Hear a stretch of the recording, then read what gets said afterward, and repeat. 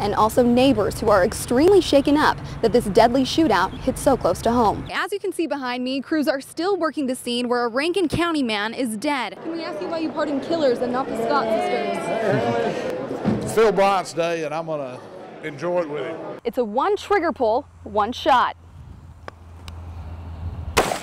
All for one thing, a free year's supply of Chick-fil-A.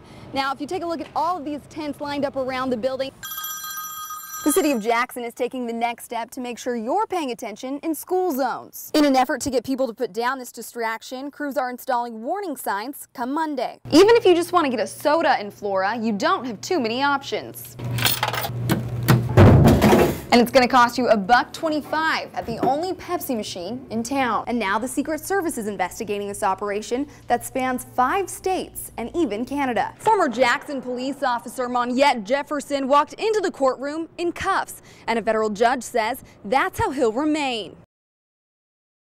Violence at a Vicksburg daycare. Police say the surveillance video from Kitty City Child Care shows a 9-year-old boy kicking, biting, and punching a toddler and a baby, all while a daycare worker is out of the room or not looking. It's even more disturbing to see the action of this 9-year-old kid who just pretty much ran rapid in this room full of kids, attacking that wheel for a period of 10 to 15 minutes, and it went unnoticed. Take a closer look. Here you see the boy make sure the worker isn't looking. He then kicks the little girl, picks her up, and does it again. Next, you see him sitting with the first victim's baby brother. He starts biting, punching, and shaking the little boy. Police say the children had bruises, and one even had a busted lip. So their father, 29-year-old Jamie Williams, wanted to confront the boy. Here you see Williams walk in the room, looking for the 9-year-old. But instead, cops say he picks the wrong kid, slapping an innocent 6-year-old, and takes off. Jamie was very upset, understandably so,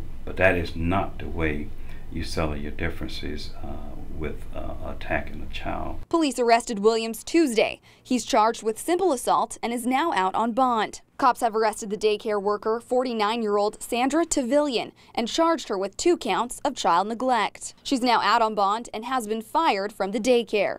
In Vicksburg, Kylee Knoles, Fox 40 News. I spoke with authorities who are struggling with the tragic loss of their friend, and also neighbors who are extremely shaken up that this deadly shootout hit so close to home.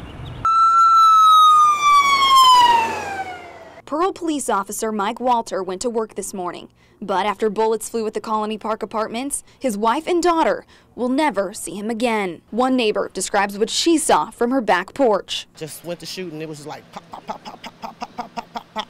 And you could see the bullets coming out of the wall. I was sitting on my balcony. Police came to arrest 30-year-old Carnell Gaines Jr. for sexual battery and search his apartment for child pornography. When he wouldn't come to the door, officers entered and prepared to tase him. Gaines was hiding in the bathroom, and when police opened the door, he was waiting. The individual in the bathtub raised the firearm and shot the 2 officers. And within the hour, investigator Walter was dead. Investigator Dave McCarley was also shot in the hand and leg, but is expected to make a full recovery. The suspect was shot to death. The Rankin County District Attorney speaks to the victim's character. And know both of the officers who have been shot. They are good family men who were out here trying to protect and serve when they were, in a sense, ambushed. Fellow lawmen struggled to find words to express their heartbreak. For Lieutenant Butch Townsend, Tuesday brought back terrifying flashbacks from the town's last tragedy, the Pearl High School shooting. 35 years, never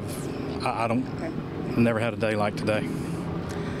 Closest thing to it, I guess, was October 1st, 1997. For now, the shots fired at the Colony Park apartments leave a small town shaken as they remember the man who put it all on the line and never came home.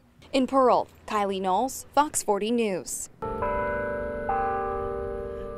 When Charles and Tiandria Wilson got engaged, there was no question where they wanted to wed. First Baptist Church of Crystal Springs. I felt like I was somewhat at home. I thought everything was so sincere, that the atmosphere was nice, the people, the personality was nice. So the couple planned their big day, reserved the church, and sent out invitations. But just 2 days before the wedding, they got some devastating news from the church's pastor. The Wilsons claim the pastor told them the congregation didn't want them to marry in the church just because the color of their skin. He actually said because of the fact that we were black, that they pitched the fit. And that we would not once he told them that no blacks would be allowed to marry in their sanctuary. That's what was stated. The bride says her dream day was fading fast. I was just devastated.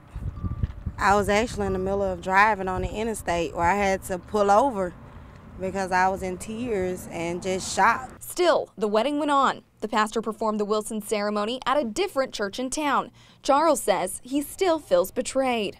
To me, they were some of the best actors and actresses I've ever seen, because I really took them in sincere when they said they welcomed us. We reached out to First Baptist Church of Crystal Springs, but they had no comment. It's an issue Charles thought was long gone, one he hopes people can overcome. If it's happening now, here it's happening somewhere everywhere. And I think that people who are Christians should stand up. They should stand up and tell people that, you know what, that's the past. Let's work with the future. In Crystal Springs, Kylee Knoles, Fox 40 News.